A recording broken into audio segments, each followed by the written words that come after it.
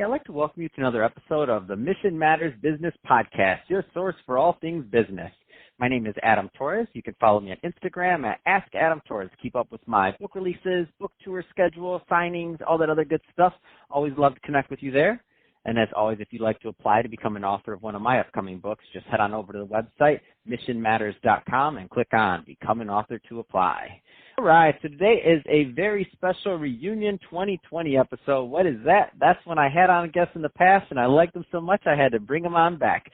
So today's return guest is William Rosen, and he's the CEO over at VSA Partners, Inc., and he's also author of The Activation Imperative: How to Build Brands and Business by Inspiring Action.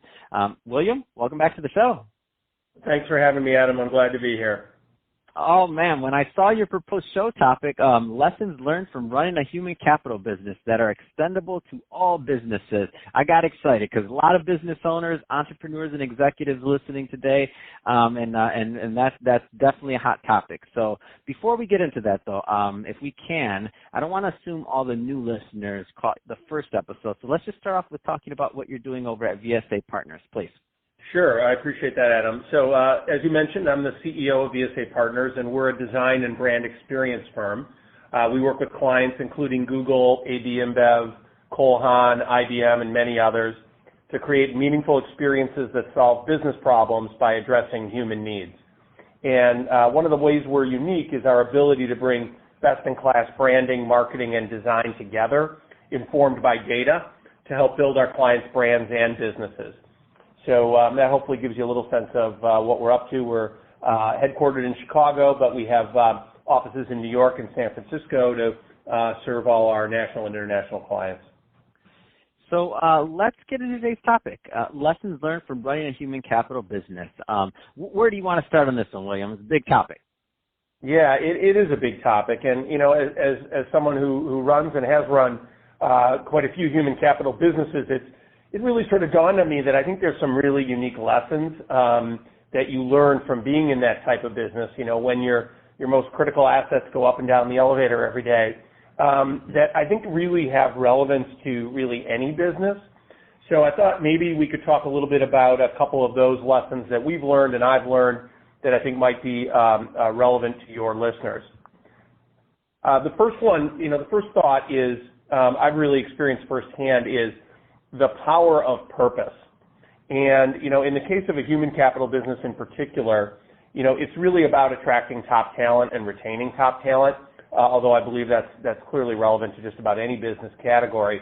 And a clear purpose, kind of a North Star that attracts the best talent, is really critical. Obviously, the most gifted and skilled employees have the ability to go pretty much where they'd like to go. And, you know, they've got to be drawn to the purpose of the organization and what it's about, what its vision and mission are, and that's got to connect with that individual. So being clear about what an organization's purpose is, its power in really attracting top talent, to me is a critical aspect of successfully managing a human capital business. But another is, you know, differentiation from competitors. You know, when you have a clear purpose, you can differentiate in the quest for achieving the best talent, but also in differentiating in terms of acquiring clients. If you're clear about what your organization stands for and how it's different, helps you not only gain talent, but also, I think, attract new clients. And, you know, here at VSA, for example, as I mentioned, you know, we have a really clear purpose around creating meaningful experiences that solve business problems by addressing human needs. That allows the talent to know what they're signing up for when they get here, and it also lets our clients know, you know, when they should call us and why we're different from others. And it's interesting, we do a lot of work with clients who are going through mergers and acquisitions and really unifying the brands that are coming together around a singular purpose. Just to pick an example, we help bring the Chicago Board of Trade and the Chicago Mercantile Exchange together to form CME Group, which is now, I guess for multiple years in a row, the most valuable exchange brand in the world. And we did a lot of work with them about how these two brands come together into a unified purpose and how you communicate that through an organization. And then sometimes it's just revitalizing the brand and the purpose of an existing company, whether they're going through M&A or not. We've done a lot of work with Marvin Windows and Doors, a very high-end manufacturer of window and door products, and recently just repositioned them in the marketplace really around a new purpose. And it's really an important galvanizing force for an organization. Lets everyone know exactly what they're signed up for, and again, helps you differentiate in the marketplace. So I thought that was kind of one sort of initial thought that human capital businesses really have to manage that really does have relevance to other businesses. Where do you find people kind of fall short on some of these? So meaning power of a purpose, differentiating themselves from competitors, because it's obviously easy to say. It's a whole nother thing to execute that. Yeah, it is. And I think there's a discipline required in the thinking behind it, really a strategic and kind of methodical approach to, thinking about what is it that's true to the organization, what is it that's unique in the marketplace, and what is it that's relevant to the customers. And that kind of triangulation often is an important thought process in developing that purpose, but you've got to be able to bring it to life. And, which I think leads to another interesting thought about human capital businesses is how powerful and valuable diverse points of view are. One of the values we bring to our clients is a really unique way of thinking about their brands and businesses.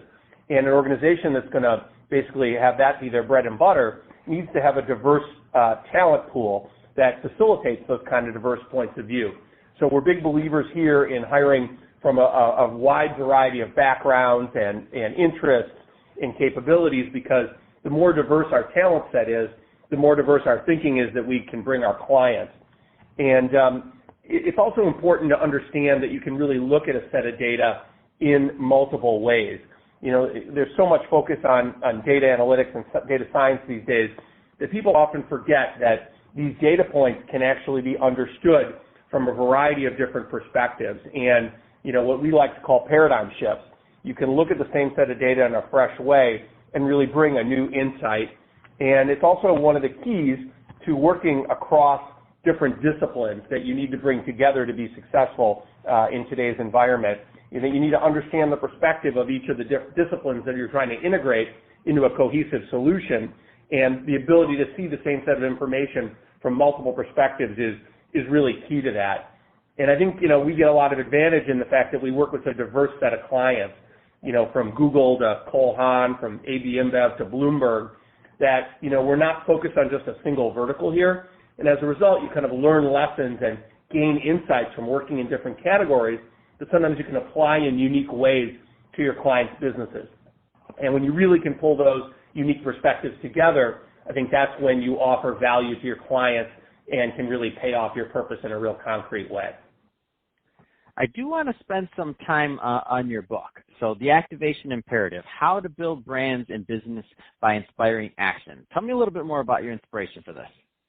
Yeah, well, thank you for asking. There's been so much written about how you position a brand and how you strategically define a brand, and there's really remarkably little written about how you then activate the brand in the marketplace.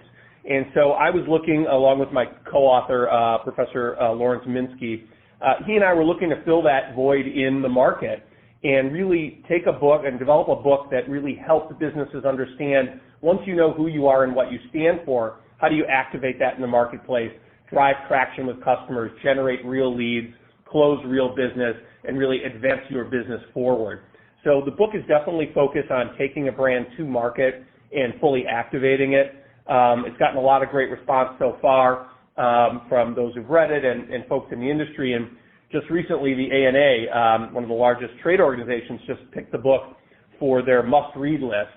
They have an educational foundation that picks a few books that they consider must-reads in the marketing and advertising space, like David Ogilvy and other famous books. And needless to say, I'm very proud that recently the ANA chose to add this book to the must-read list. So I took that as a nice validation that we had found an interesting niche that really needed some new thinking brought to it.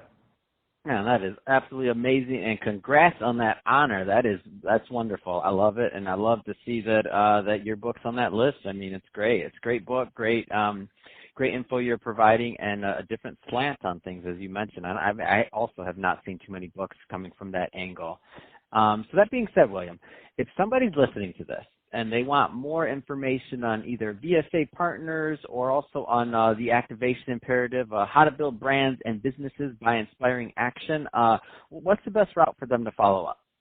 Yeah, thanks for asking. VSApartners.com is our website and the easiest way to find us, although you can find us on LinkedIn and Instagram, et cetera. But I'd say VSApartners.com is probably the easiest.